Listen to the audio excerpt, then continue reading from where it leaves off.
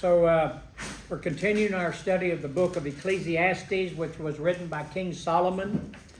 Solomon is a unique figure in history. According to the scriptures, he was the wisest man who ever lived, and he was the wealthiest king who would ever rule.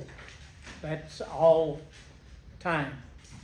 So the book of Ecclesiastes is an unusual book because Solomon's thoughts and advice swing back and forth from a human perspective to a divine perspective. Or I used to say a human viewpoint and a divine viewpoint.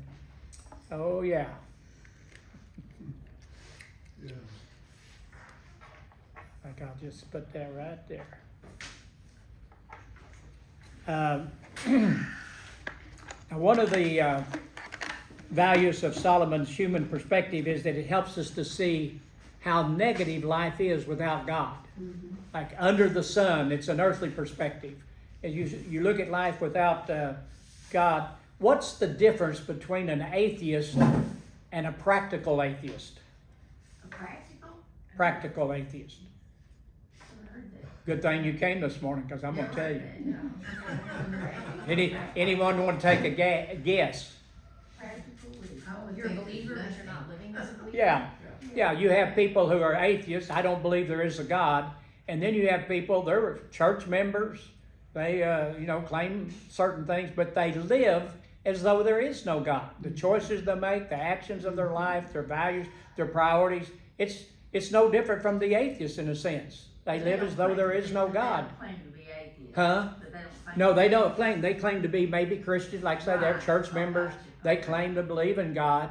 But what they practice, But the way they live, there's no difference. But then there's also the person who says they're an atheist, but they actually depend on morality and law and order and things like that come from the Bible. Right. So Solomon begins the book of Ecclesiastes by describing these endless cycles. Life is very cyclical. And he describes his pursuit of finding meaning. So the key word in Ecclesiastes is vanity or meaningless. All life is meaningless. It's like chasing the wind. And so he sought meaning through education. And he found out he couldn't find it there. He sought it through pleasure, building projects, possessions, wealth. But he concluded that under the sun, from an earthly perspective, life is meaningless. It's like chasing the wind. So twice Solomon has said that meaning is found in the simple things of life. And he's going to say it a third and maybe a fourth. He's going to say it over and over. So it's important for us to understand that if you're going to be happy, if you're going to enjoy this life, if you're going to find purpose and meaning, you've got to learn to appreciate the simple things of life. Like he said, just a meal, a cup of coffee, tea, drinking, not alcohol, hopefully, but I won't go there. And then find some fulfillment in the work.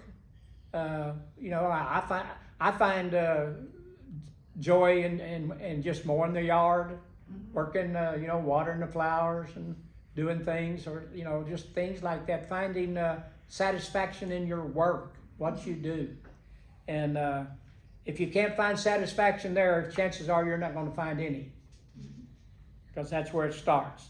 Okay, Ecclesiastes 3:14 and 15. Linda, read that for us. And I know that whatever God does is final. Nothing can be added to it or taken from it. God's purpose is that people should fear him. What is happening now has happened before, and what will happen in the future has happened before, because God makes the same things happen over and over again. So Solomon, this is from a divine perspective, that God is sovereign. He's in control. What he does is final. His works are permanent. He's what we call immutable. You know the word mutation? That's a change. God is immutable. He doesn't change. His character never changes. And therefore we can count on him. He doesn't have mood swings. And what he does is perfect. It's final. It can't be improved upon. Now, not everybody would agree with that, but if you have a proper understanding of God's character, his plan is perfect. do you want your plan for your life, or do you want God's plan for your life?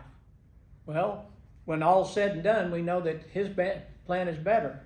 About that word, I know what it means, but I wanna make sure. It says God's purpose is that people should fear him. But Yes. that fear means to revere, to honor, to have reverence, to. Respect. Not Yeah. a frightful. Yeah, it's fear. not a frightful, although in a sense, there's nothing wrong with having a healthy fear of God. I mean, he's awesome in power and wisdom and holiness. He holds our destiny in his hands.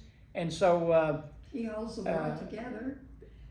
Every outstanding believer in the Old Testament, when they came to meet God, they fell down on the ground. You know, I mean, Yeah. they were overwhelmed. yeah, in his presence, it's awesome. And so, Solomon in Proverbs tells us that the fear of the Lord is the beginning of knowledge and wisdom. So if you don't have a respect, a healthy attitude, and you hear people kind of challenge God or blaspheme or treat God lightly or rudely, and you think, well, you can pretty well guess what kind of life do they have? What kind of relationships do they have with others? What kind of peace do they experience? When you see someone's attitude toward God, it's defiant, or are they dismissing totally? You can pretty well bet that there's a lot of struggling going on, a lot of emptiness, a lot of problems. Would that be kind of like, Jacob when he was struggling with the angel, or Yeah, during that period he was going through issues, but I don't know, sometimes I think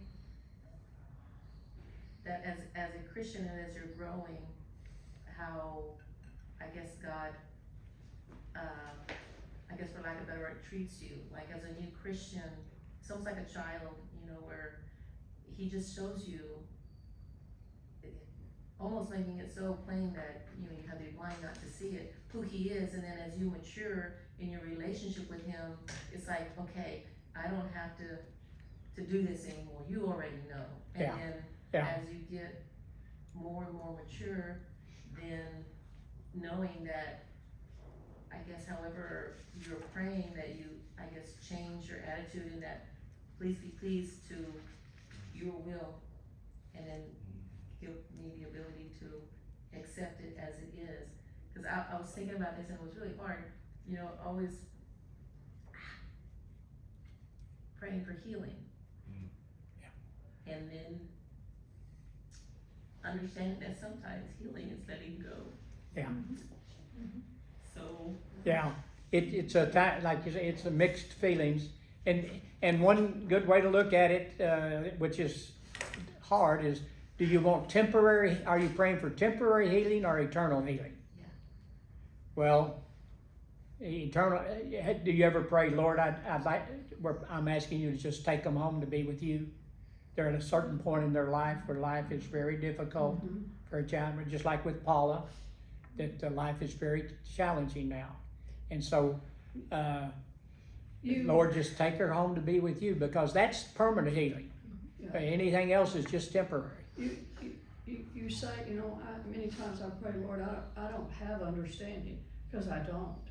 But it doesn't mean I don't accept his will. Yeah. For that particular thing, because his will is better than my understanding. Yes, Lord, I'm praying that you will heal this person and work this for good in their life. But we know that that may not be his will. Now, here's the problem, or here's the challenge. When our prayers are not answered and they go to be with the Lord, of course, there's sorrow, there's grief, there's adjustment and all that. But there sometimes is a blame. Like, well, why did you take them? And we don't know, you know, just like I've mentioned before, I can't think of his first name. His last name was, I think it was Sam Borden. He was a part of the Borden Milk, you know, so he was, his family were millionaires, multi-millionaires, and he was very wealthy. And he was also very successful athletically and the Gail other Borden? ways. Huh? Was it Gail Borden? Are you talking about Gail Borden? Yale? Yeah, that was his name, I think, Gail Borden. Okay. Anyway, he decided to be a missionary. He wanted to be a missionary to the Muslim people. He went to Egypt to study, and he died as a young man. You know, here he said, I want to give my life to serve the Lord, and he dies in his 20s. And you could say, well, Lord, do you know what you're doing? You know, I mean, that thought kind of, you wouldn't say it, you may not want to say it, but it's like, why would you? And the guy who did the Living Bible, he owns that foundation. I can't think of his name either. But that guy, yeah. Anyway, he was a young Christian, and he was reading about Borden's life, you know, and he was just enthralled in it. And then he died. And he said, well, if that's what happens when you follow God, I don't want anything to do with him. You know, he was very hurt, upset. And then he came, you know, where he said, oh, Lord, please forgive me, you know. And so we have to, you know, we're human, we have emotions, we have to adjust. Remember that we are flesh, but the Lord also remembers that. Yeah, we he are does, flesh. and he cuts us a lot of We are slack. flesh. Yeah. Martha, whenever, you know, they asked Jesus to come because Lazarus was ill.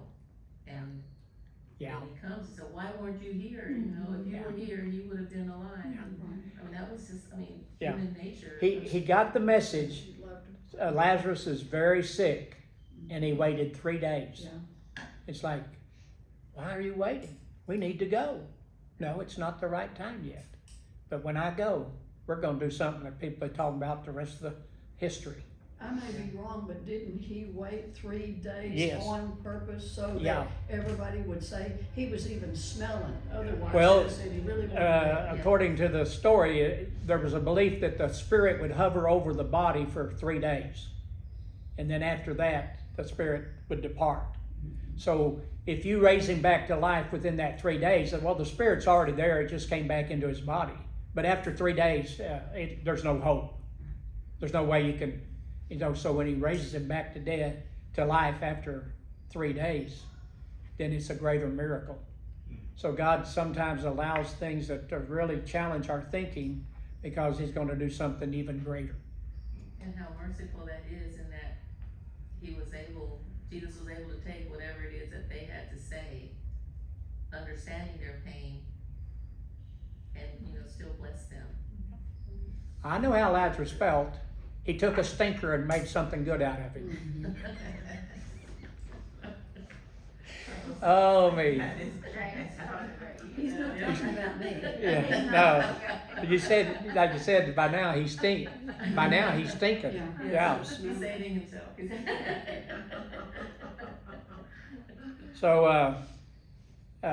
So life is a series of cycles, and the thing is, are we learning? We learning the things we need to learn as we go around? You know, as we go around, because it's like okay, you didn't learn that, and so you're going to have to repeat first grade.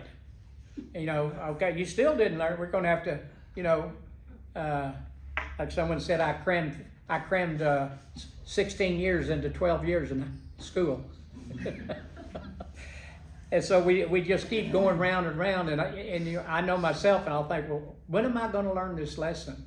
When am I going to respond the right way instead of responding the wrong way, and then realize, why did you act that way again? Anyway, somebody, let's see, Becky, read Ecclesiastes 3:16 and 17. I also noticed that under the sun there is evil in the courtroom. Yes, even the courts of law are corrupt. I said to myself, in due season God will judge everyone, both good and bad, for all their deeds. Okay, so living wisely in the world is recognizing the presence of evil and injustice due to man's self-centered nature. So we're realistic. This world, it's one thing to have injustice or in the streets, so to speak, or evil in the streets, but when it enters the courtroom, you think, that's even more disturbing. But we live in a world where there is injustice. Now, why is there injustice? Because people are self-centered. We talked about that almost every week. That I want my way. and I'll break the rules, I'll bend the rules, I'll manipulate, I'll do whatever it takes so that I can get my way, so I can be benefited. And that's why there's injustice. And it's like, knowing some people that are in the court system, it's like, it's almost like the courts are set up so that you have to keep coming back and paying money, and it's kind of routine, rather than have a judge who really listens and wants to know what's the very best. And there are judges like that. It's just like, okay, we'll just keep this little cycle going. But in defense, it's both ways. Yes, it's both And ways. it's Yeah, bad, there's bad cops and there's good cops. Yeah. There's bad policemen, there's bad firemen, there's bad, it is, and it's there, because I have seen both. I've seen Yeah. corruption and I've seen due justice done. yeah. There was a church member who had to go over to Liberty County because of an accusation, and I went with him, and I think we made about 12 trips, and we'd go, and then they'd say, okay, we'll do it. We'll move it back. We'll move it back. Move it back. Finally, it went to trial, and the person who made the accusations never showed up, and it was one of those situations. Anyway, but we're reminded here. He says there's injustice, but that ultimately justice will come. Mm-hmm. So that's that divine perspective again. God is in charge. Justice will roll down like a mighty river. And that's that eternal perspective. So we're jumping back and forth from a human perspective to a divine perspective. And, all right, Joe, read Ecclesiastes 3:18 through 21. I also thought about the human condition, how God provides to people that they are like animals. For the people and the animals share the same fate. Both breed, both must die. So people have no real advantage over the animals. How meaningless. Both go to the same place they came from, the dust, and they return to the dust. For who can prove that human spirit goes up and the spirit of animals goes down into the earth? Well, this is very human perspective, very negative, talking about death. What does PETA stand for? PETA? It's an animal. Equal treatment of animals, ETA. What's the big people? Equal treatment of animals. But one of the, we know what PETA is, but the idea of PETA is that we're all animals. And we all need to be, so, we take care of humans, but what about the other animals? What about the dogs? What about people running tests or other things, or treatment, or chickens? And so it's equal treatment of the animals. And who are the animals? All of us. We're all animals. And so he says here, is there any difference between humans and animals? The other animals? Well, no. We all die and return to dust. So there's no advantage. That's human. That's very negative way of looking at things. Who can prove that when a human dies that the spirit goes up, and an animal dies, the spirit goes into the ground, the earth? So this way of thinking is an expression of the way an atheist, an agnostic, humanist, Marxist would think. And how is looking at life that way, that life is the end, both good news and bad news? Well, for those living it, I guess good news is like just do whatever you want to do because there's no consequences. Exactly. You know. The good news is there's no accountability. There's no hell. There's no heaven, but there's no hell. There's no judgment. So no matter how bad you've blown it, if you've killed 6 million Jews, no problem. There's no accountability. But what's the bad news? Eisenhower says that there's no atheists in foxholes. Yeah. But if it is true, what's the bad news? Or if you look at life that way?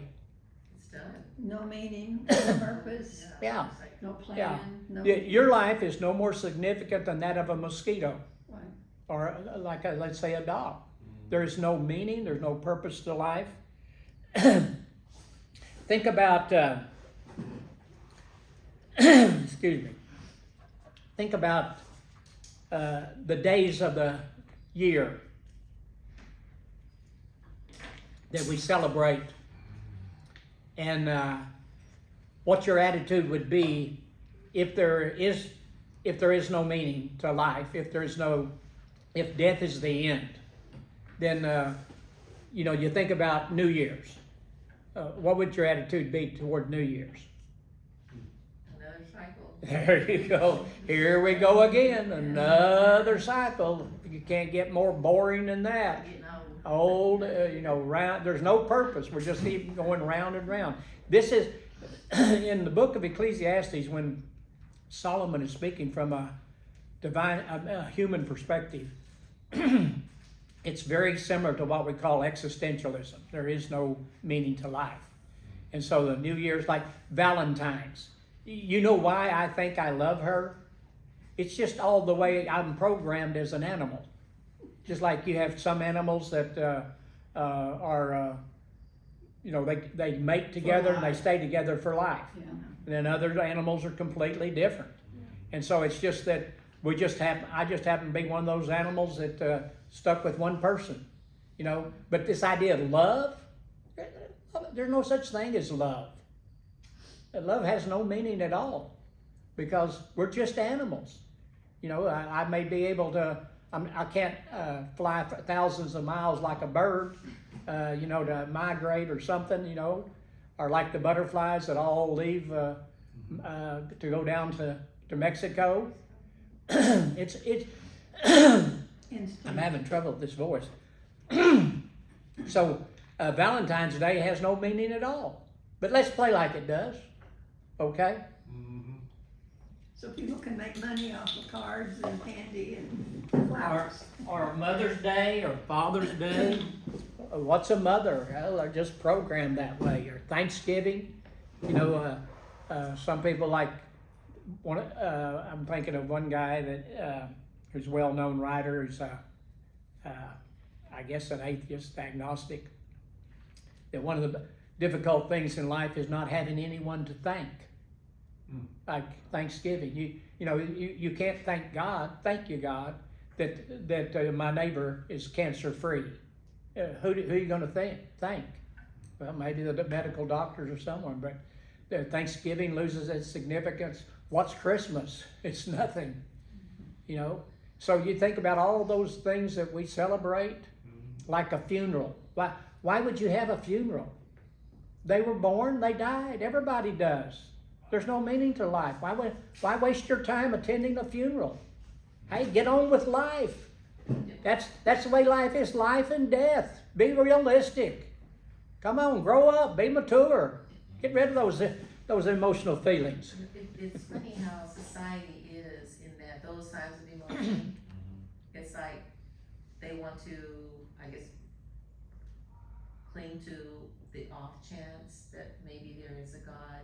And this person passed away or whatever, or is sick, and so, well, maybe if there is one, I'll pray. Yeah.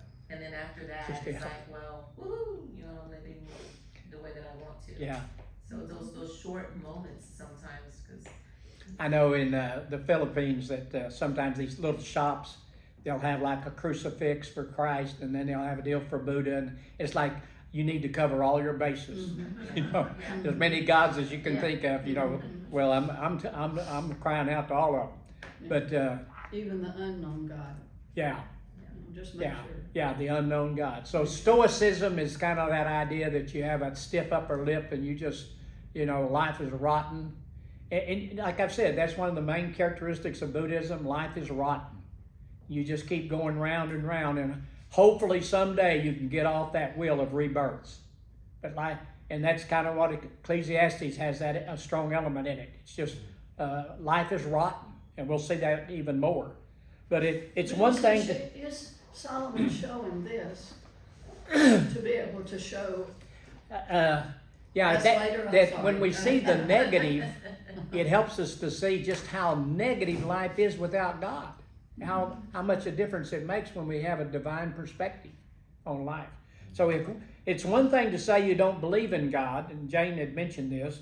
It's a completely different matter when it comes to living consistently with such a belief. So, do you think marriage is significant? Do you think do you love your children? Do you love other people? And well, those things don't make sense. If you're And you know if you're a what? real atheist, kind of grow up and be consistent. Don't be such a big hypocrite. And when you talked about that practical atheism, and I may be wrong, but to me it would be worse to be the practical atheist than to be the atheist, because you're practicing something that you don't. Yeah.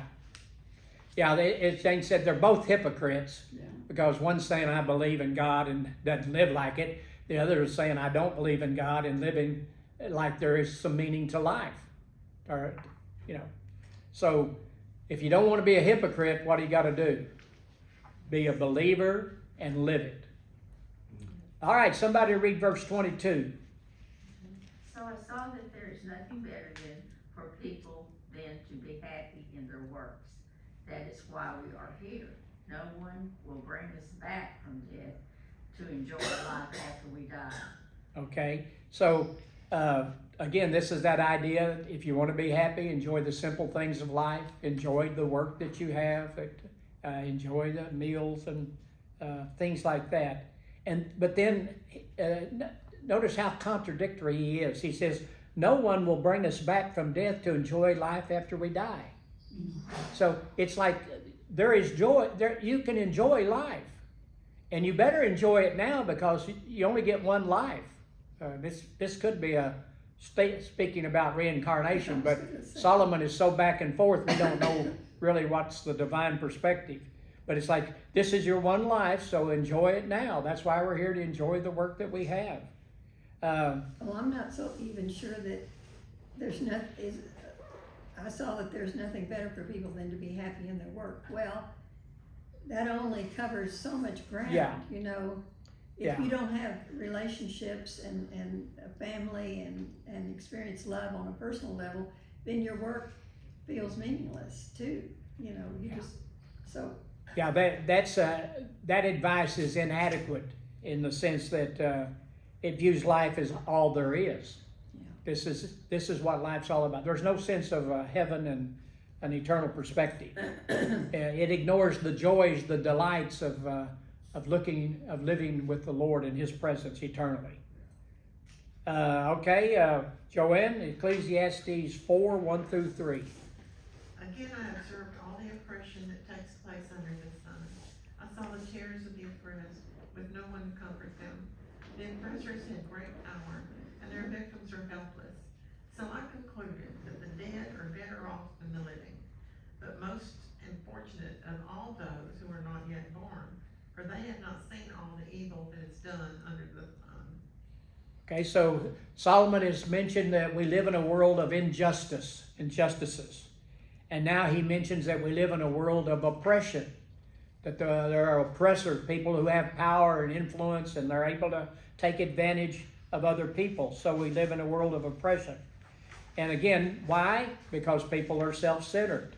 They manipulate, mistreat, seek to satisfy their own lusts. So this is the type of world we live in. It's a fallen world, and the only solution is transformation of the heart. You've got to change a person inwardly. Otherwise, we all go to default, which is self-preservation, self-promotion, self-fulfillment, trying to fulfill our own desires. You know, I remember when, I'm sorry. Go ahead. I remember when Michael Joseph was a little kid. If he ever didn't get his way and he was upset about it, then he would cry and he would just start singing, I just want to go home to be with Jesus. I just want to go home to be with Jesus. Because he got It broke your heart, yeah. Boy, was he clever. Oh, me. Oh. That Well- says you run over a barrel, doesn't it? Okay, fine, you can have it. So that's why politics is not a real solution to the problems of the world. No. But politics is more effective when we take into account the nature of man. You know, again, our Constitution has lots of checks and balances. Why? Because the framers of the Constitution knew the fallenness of man, that man is self-centered. Man wants to have his own way. He wants to gain power. He wants to use other situations and people for his own benefit. So Solomon, who had just said that you should seek to enjoy the simple things of life while you can, now says that death or non-existence is better than life. You can't get any more negative than that. In other words, what's the best thing that can happen to you according to this verse? To die. And what's even better than that? That you were never born. But you know, there's that attitude, and I know that there was, of young people saying, well, why should I bring another life into this world? Because Yeah. look where it's going. Yeah. And that was so sad to me when I would, run across folks like that, because, they talk about the environment and Yeah. PETA. Yeah. It was always left-wing kind of There's a lot of crazy people think that way. But when we were younger, we were, thinking about the second coming of the Lord. The Lord's coming back and things are going to get worse. And so it's like, should we have a family? Should we start a family? Because things are going, that was the thinking, from a spiritual viewpoint. And it was, oh yeah, let's give it a try. Yeah. Well, I mean, that was one of the commandments, was go out and multiply. Yeah. Yeah. I mean, and without God's Replenish the people world. being a light in this world, it's darkness. And Yeah. there's, a lot of folks who are, okay, I'll have one or two, and that's all, rather than, A full quiver. yeah, because a lot of people look at it like, it's the financial burden, the Yeah. physical burden, all of these negativities rather than, when you, I know he's like really down on everything here, but, Yeah. Well, we live in a world that's very, they were saying that I think 25% of all women hate men, or they don't trust them, they dislike men. And so we live in that world with the phone, and media, that loneliness, isolation, and so there's not dating. They're intimidated by it somewhat. There's a lack of marriage and children, and we just live in a very changing world, and it's becoming more and more negative. And I was listening to this woman who was like a leading expert on transgender. She was training all the doctors. She was training all the psychologists. She's right at the top. And then she realized that during COVID, the number of girls who wanted to change their yeah. wanted to Transition into. transition, that's the word, transition. That they were being influenced by Facebook, by TikTok or something. In fact, they even gave it that name, that people are telling them. And it's just like, I don't know if you remember Shirley MacLaine. She was a New Ager, and she believed in reincarnation. And so when the New Age, like in the 60s, New Age was popular, a lot of people started believing in reincarnation. And even like, I think at one time I was a Indian princess. Nobody ever reminds themselves, nobody ever remember. I remember when I was outcast in India. I remember when I was, really negative. It's like, I remember when I was the governor of, and so you plant that idea in their mind, and you realize how vulnerable we are for ideas that we are. All of a sudden I start thinking, well, maybe I am a woman. Maybe I'm a woman in a man's body. Or I know I'm not happy now. I know I'm not adjusted now, so that must be the problem. If I was a woman, then I would be happy, Or anyway, it's powerful. Where am I? Ecclesiastes 4:4. Yeah. So the idea that non-existence is better, and if you do happen to get born, which is a bummer, death is the best thing that can happen to you. Just check out of this rotten old world. I mean, you can't get a more negative view of life than that. All right. Margaret, read Ecclesiastes 4:4-6 for some more encouraging words. Then I observed that most people are motivated to success because they envy their neighbors. but this too is meaningless, like chasing the wind. Fools fold their hands, leading them to ruin, and yet better to have one handful with quietness and than two handfuls with hard work and chasing the wind. Okay, so we live in a world of injustices, a world of oppressors, and we also live in a world where there's envy and rivalry. It's like, why are you going to work? Why are you doing all of this? So I can have what the Joneses have. I can keep up with the Joneses, or so I can have more than the Joneses have. I want to drive a better vehicle. I want to have a bigger house. I want to take a bigger vacation, or all these different things, and go on a greater adventure. And so he sees this, that a lot of the motivation, not always, but a lot of the motivation is just envy, competition, trying to keep up with other people. But it's funny how things change, or how man's psyche is, because there are some who've never worked, and they're still living in poverty, but they're being cared for by an entity. Yeah. So this entity is caring for you, we're feeding you, providing you a place to live, providing you an education, and providing you health care, and they're still down here because Yeah. it's like when we were created, we were created to have purpose and to do things. Right. And when you're just there and there's no, I guess, motivation to become yourself, to do something that maybe you're proud of, or can, take some kind of credit for, using, the skills that I believe God implanted everybody with a gift, and not using it.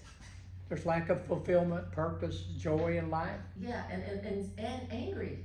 Yeah, Still, yeah, there's still anger. there, Yeah. and angry because somebody else is living a different life, and maybe working hard and doing their stuff and getting fulfillment and doing things, and the way the world is, and the psyche, it can be very frustrating. Mm-hmm. Just, I'm reminded of the black, I think it's Soulwell or Soul. Soul. Yeah, Thomas. And that's what he keeps pointing out. I was watching him in a kind of a Sunday news show a number of years back, and he says, look, the blacks were doing fine. The worst thing that happened to the blacks was Johnson and what do we call it? What is that?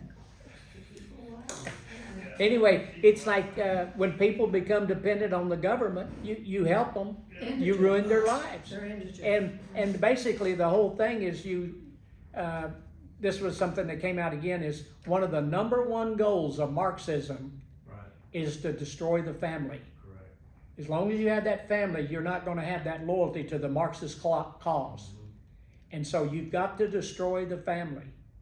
And that's what happened with the great, I can't think, I want to say Awakening, program under Lyndon Johnson. Can anybody help me? Anyway. But Brother Bob, I think I'm kind of coming from this from a different, and maybe it's just a different outlook. And it's probably because when you're a believer, when you have that foundation, that firm foundation, to me, Ecclesiastics is not much more than what Proverbs does, or Psalms does, or the book of James. Yeah. There is correction in it, and it's just a divine look from the flesh and the carnal, flesh and the spirit. Right. When you look at it from the spirit and you read this, to me, I get encouraged, because I know that this is not what this is. Yeah.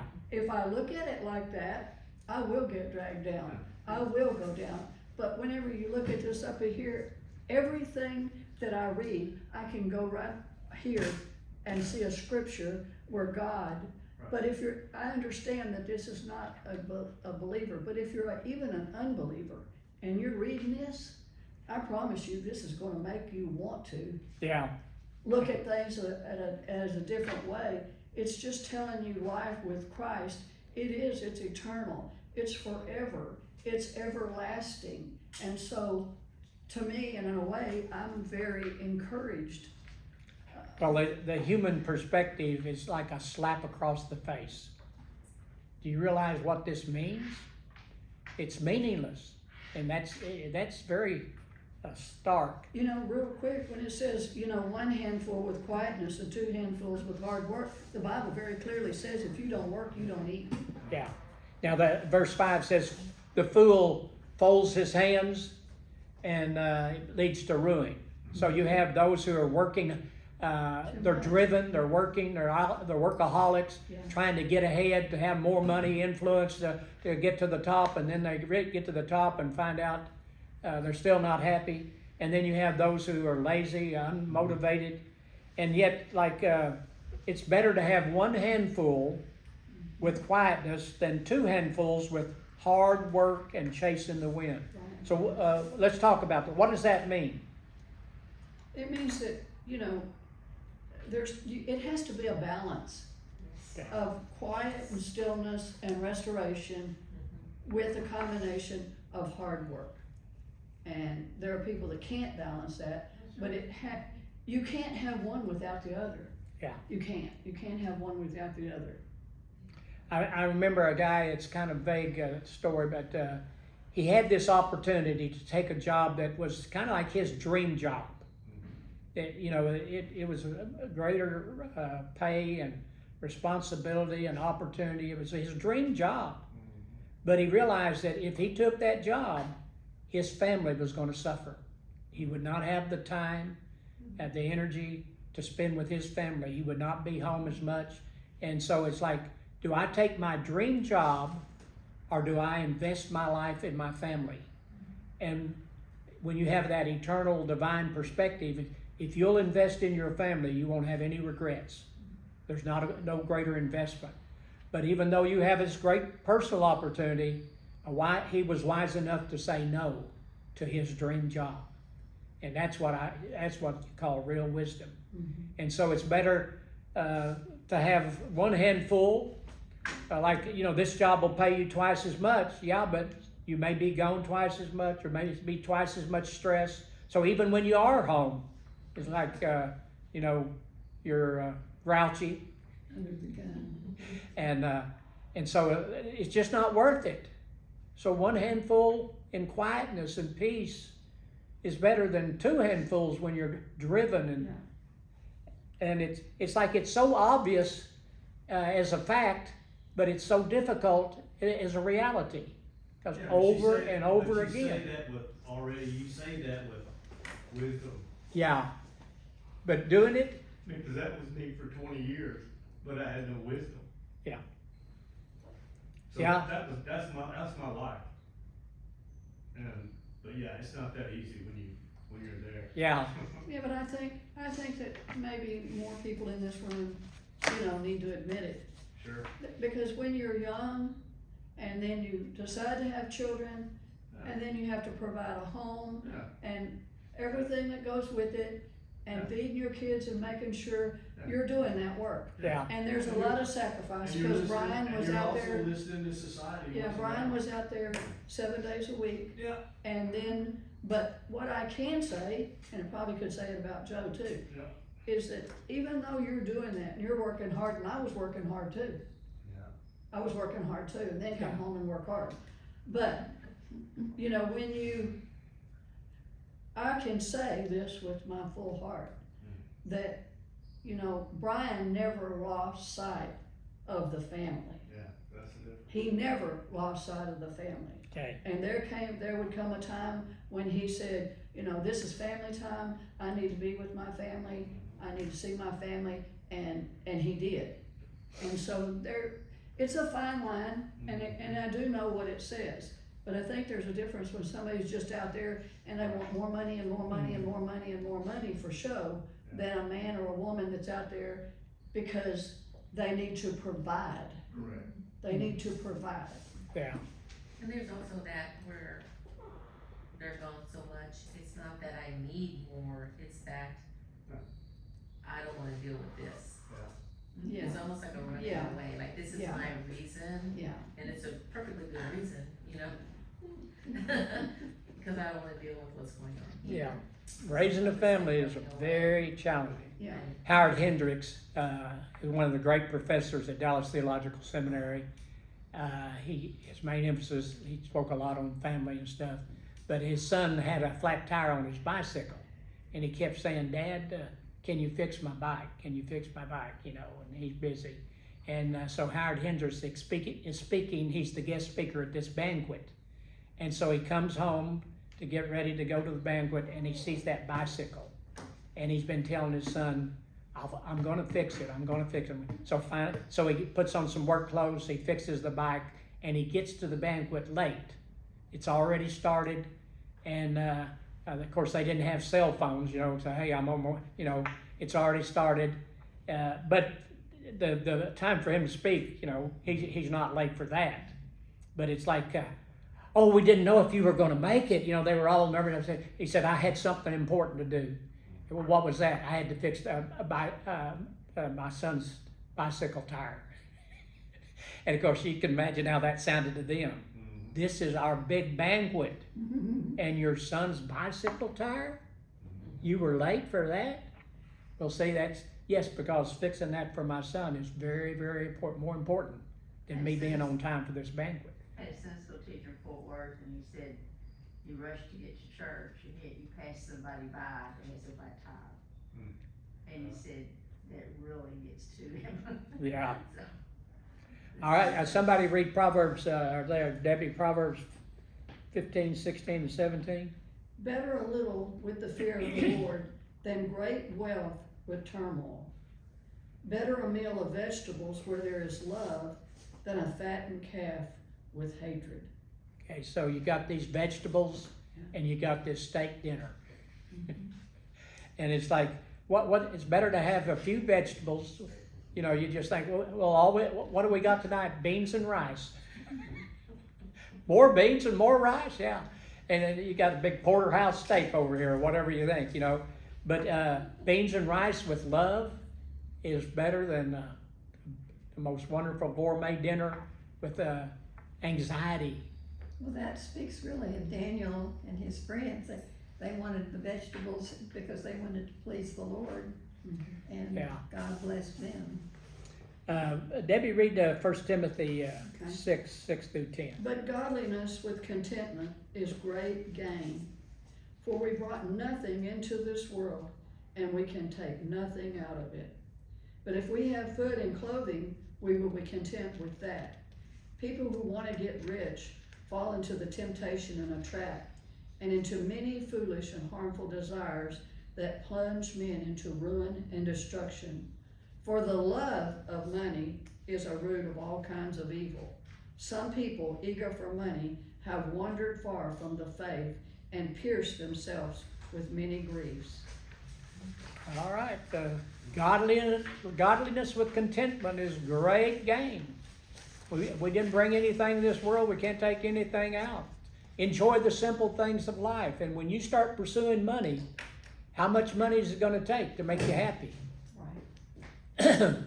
Right. Just, you know, another million, another billion. You just see how people, they're never satisfied. And so it leads to many griefs. Yeah, you know, it's funny, because I was talking to Walter, we went to the store the other day, and they had the big bass boat and truck out front, and we were kind of joking around about how much money it costs, but kind of in line with what you were saying, like you go to the RV show or the boat show, when you go in, you got the RV and the little pool behind, and you're going, oh wow, that's kind of cute, wow, that's kind of, oh, I can afford that. Well, the further you go into the store, you see the bigger RV, and you go, oh man, that's kind of expensive, but you know, that's kind of cool. By the time you get to the back of the building, there are 300,000 RVs, and you're trying to rationalize how you can afford one of them. Yeah, it's The $20,000 pool behind it was perfect for what you need. Yeah. It's no longer valid. Yeah. You looking at the $300 pusher, and $300 pusher going, I can do that. Yeah. You gotta have a truck. There's so many things like that where you look at something and you think, well, that would be a wonderful vehicle, or that would be a nice home, or that would be all I need, and then you look at something that's bigger, so you become dissatisfied with something that's Yeah. more than adequate. You know, it's funny, it was rough when Joe and I first got married, and, I mean, but God provided. I mean, there were some days it was like kind of sweaty, oh, are we gonna make it or not, you know, and of course you do, you just make it, and, I had my nephew, and I remember talking to my sisters and stuff, and it was like, oh, we got all these bills, we got this, you know, both of them were working hard, and my nephew's in daycare and all that kind of stuff, but they had everything, and I had my nephew one weekend, and we were going to the store, and, he said, I would really like this Aunt Becky, but y'all are poor, and he said, okay. They had you labeled. I was like, well, we got plenty of food and we're not like freaking out. And at first I was like, what? And then after a while I thought, you know, that's okay. You know, because I think sometimes you do have to be able to overcome what society's perception is. Even sometimes in the church, if people notice, you know, you're struggling, well, you're not doing, you know, what you're supposed to be doing. Yeah. But when you make the choice, because Joe worked, Yeah. we had children, we made the choice. Yeah. You invested in your Stay home, family. and so, Yeah. yeah, it was a struggle, but it was a blessing too. Yeah. And, I mean, that's that thing, I guess, with the relationship with the Lord, to be able to say, I'm okay with that, and to be reminded, hey, I'm taking care of you, it doesn't matter what Tom, Dick, and Harry are saying, Yeah. you know, you, You talking about Tom Jones? yeah. Keeping up with the Joneses? Yeah, and, you know, be able to brush it off and say, you know what, that's okay, because I think sometimes people, they are trying to keep up with the Joneses and trying to, Yeah. to have this facade that's not real. Well, you never, it's like, I mean, faith is like blacksmithing. You can read about being a blacksmith, but that doesn't mean you can do it. You have to live it, you have to do it, put your hands on it and work through it. Yeah. So to gain these principles that's in here, you pretty much live through them. Yeah, you do. Yeah. Yeah, I never learned anything out of a book. Yeah, Yeah, show me what it is, yeah. tell me what to do, Yeah, and I'll do it. that's why our There's one society's so thing- screwed up now, cause kids don't do anything but read. They No. think they learn stuff, but they don't. No, They don't learn, they just have facts. No. And facts doesn't, every girl that came out of college that wanted to go to work, I had to train her, yeah. and then within 2 weeks, she couldn't do the job, but she had the college education, so they were giving her that pay. But there was something that, I don't know if anybody's kind of, as a kid, you know, we were hungry. We were really, we knew what hunger, we knew what to be physically hungry. And once you know that, everything else, but I always thought, you know, that when we went to the grocery store as an adult, you got what you had to have. Mhm. And you know, the kids always wanted Yeah. this stuff. Oh, yeah. And so I always thought, I couldn't afford it then, but I thought that I would have every cabinet in the icebox, just with everything you could imagine, and it's not that way, I don't. Yeah, that's your dream of heaven on earth. It's the Yeah. pantry's full, the refrigerator's full. And I don't do that, I Yeah. don't want that, when I go to the store, I still do the minimal, because I don't wanna waste anything. Well, You have- wanna take the time, knowing you. I don't know, Having more and enjoying life more are two different things. yeah. We think if I have more, I'll enjoy life more, but it's not true. Okay, Jane, Ecclesiastes 4, 7, and 8. I observed yet another example of something meaningless under the sun. This is the case of a man who is all alone, without a child or a brother, yet who works hard to gain as much wealth as he can. But when he asks himself, Who am I working for? Why am I giving up so much pleasure now? It is all so meaningless and depressing. Okay. So previously Solomon talked about the concern one has when they leave their inheritance to another person. You've accumulated this wealth or these possessions, and you don't know if how they're going to handle it. You don't know if they'll be wise or they'll squander it. An inheritance can be a blessing or it can be a curse. Many people have had their lives cursed, so to speak, because they inherited a lot of wealth and it ruined them. What's your take on, according to what God says about, leaving an inheritance or taking care of? Well, my idea would be to leave it to my children, and then they're accountable to God how they handle it, and hopefully they'll handle it wisely. Mm-hmm. But there's also where you can leave it to Christian causes. I'm a strong believer in trying to distribute as much of it as you can while you're still alive. You're gonna, if they need it now, Yes. because, as you get older, you have more. Yeah, like, And you have fewer needs. yeah, this is just a personal thing, but about a year ago, Jane and I kind of realized we had more money than we thought. And so it's like, I think we're gonna, unless we have a real bad medical situation, we're gonna be in good shape. And so, okay, we've got this money, let's start giving some of it away. And so what I'm trying to say is they need it now, and then, usually when you get to be older, you know that I've got enough to do Social Security and other things that I'm gonna be okay. And so, they'll be okay when they get to be 75 maybe, but right now, or we had the two great grandsons with us yesterday. I took them to the water park, and then we took them home, and so they have 4 children, 2 young parents who are both working, and 4 children, and you realize life can really be challenging. Mm-hmm. And I've got to make the decision: do I want to sit in the recliner, or do I want to go into my office and relax? I have these big decisions I have to make. And then you see 4 little kids and you realize, oh my, what a challenge. My sister taught me something What's that that? I live by, that you do something with a warm hand for your children. You don't Yeah. wait till you die. Yeah. With a warm hand. Amen. I think that's so And what good. good are you to them?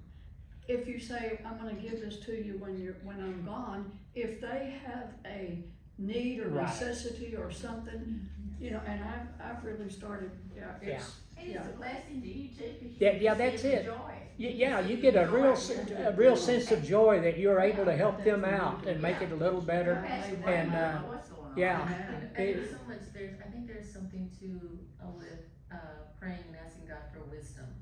Because sometimes it is helpful, Yes, and then sometimes not so much. Yeah. Sometimes it can be yeah, it's well, like, throwing money at stuff is not always the No. answer.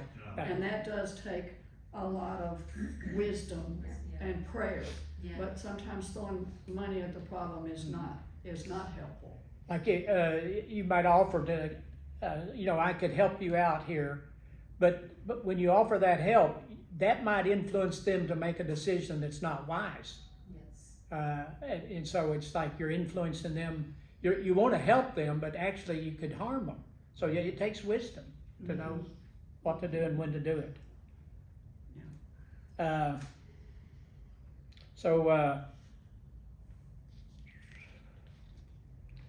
Solomon talked about it, not knowing when you give it to your children or others, you don't know how it will be handled.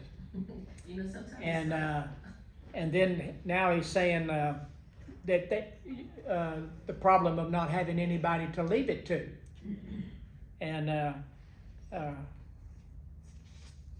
I think we've talked about that before, though, what I've got in my mind, because sometimes you have people that are standing on the corner, asking for money, it's Yeah. a struggle, if I give them finances, are they gonna, you know, but then I guess, I mean, it's one of those things, if you're prompted by the Spirit to do it, then It's you're, exactly you're what- being obedient to Yeah. what the Spirit is saying. Right. Whatever happens to it, happens to it. Right, you're not It's responsible for how they use it if you feel led to help them out. Between them and Yes. God. Okay. All right, Linda, Ecclesiastes 4:9-12. Two people are better off than one, for they can help each other succeed. If one person falls, the other can reach out and help. But someone who falls alone is in real trouble. Likewise, two people lying close together can keep each other warm, but how can one be warm alone? A person standing alone can be attacked and defeated, but two can stand back to back and conquer. Three are even better, for a triple braided cord is not easily broken. So Solomon here is explaining the value of having other people in your life, family and friends. And half of our group are single adults. And so as a single adult, the question is, do you have family and friends in your life that you can lean on, that can help you, you can call on? And I was just thinking, you know, Jesus sent the 70 out 2 by 2. Okay, he didn't send them out by themselves because we need that support. Yeah. I don't know, like police, Chris, does he have a partner all the time or sometime, or? They all go to the same incidents, but they don't ride in the same vehicles. Okay, that they try to work But they together try not to have support anybody alone. alone, yeah. Is that true with Brian? Brian had a partner, of course, he was a lot older. Yeah, Brian had someone that rode with him. okay, There So- were times that he didn't, but anytime they had available, it was always two. yeah. So there's just wisdom in having someone. Of course, that's what marriage is all about, that two people face life together. So what is the best way to have friends? You have to be a friend. Yeah. To have a friend. It has to go both, you have to be a friend. I know people who complain, and nobody really cares about me.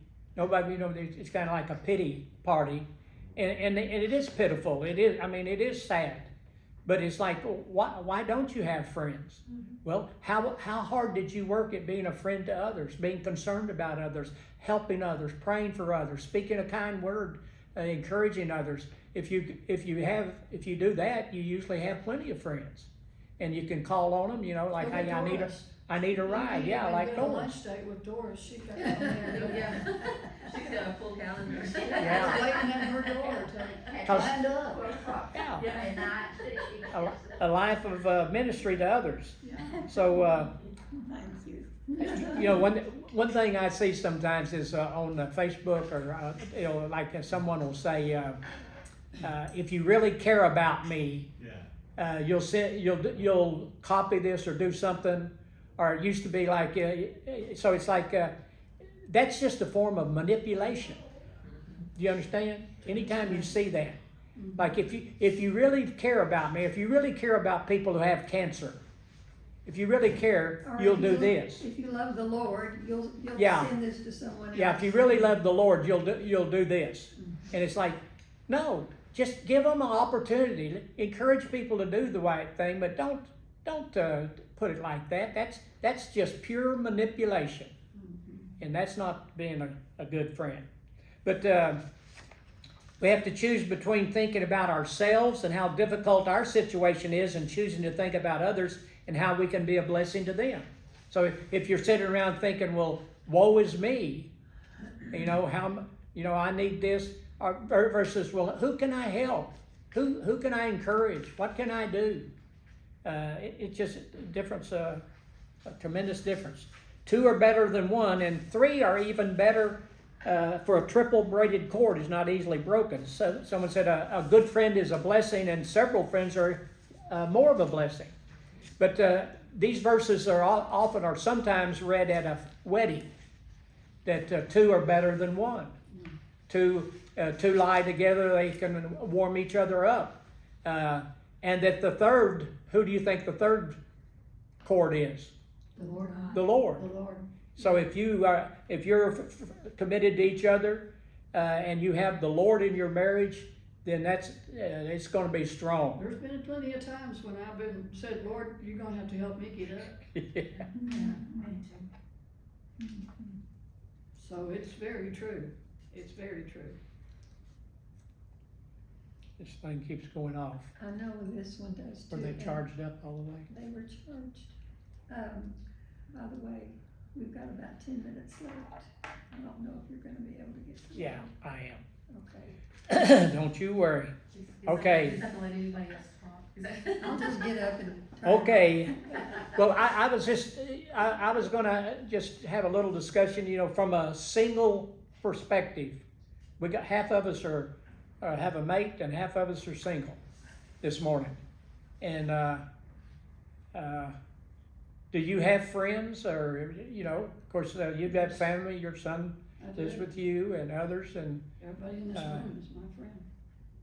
well, look, if you know, come to a point in your life where you're all by yourself, you don't have family or friends or anything, that's a tough place to be.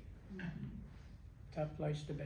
And like Doris, when you get her age, you know, so many people have went on, but she still, you know, has friends today. Joe, You know, Right. why don't you go check it's on because him? she's been such a good Is he all friend. right? She's been a friend to others, she's ministered to others. I think you see his car. Talking about Ed? Yeah, I'm gonna look in the clinic next door. Okay. He's been gone a while. He keeps going to the restroom. Yeah, but he's Yeah, gone, I didn't see he's his been car. gone almost all. Well, Time right in there. He's in the he's restroom gonna a go lot. check the clinic.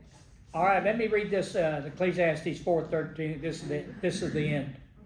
It's better to be a poor but wise youth than I'm not going to read that. The English Standard Version takes these verses and they describe it as though Solomon had this experience.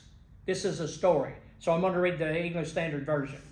Better was a poor and wise youth than an old and foolish king who no longer knew how to take advice.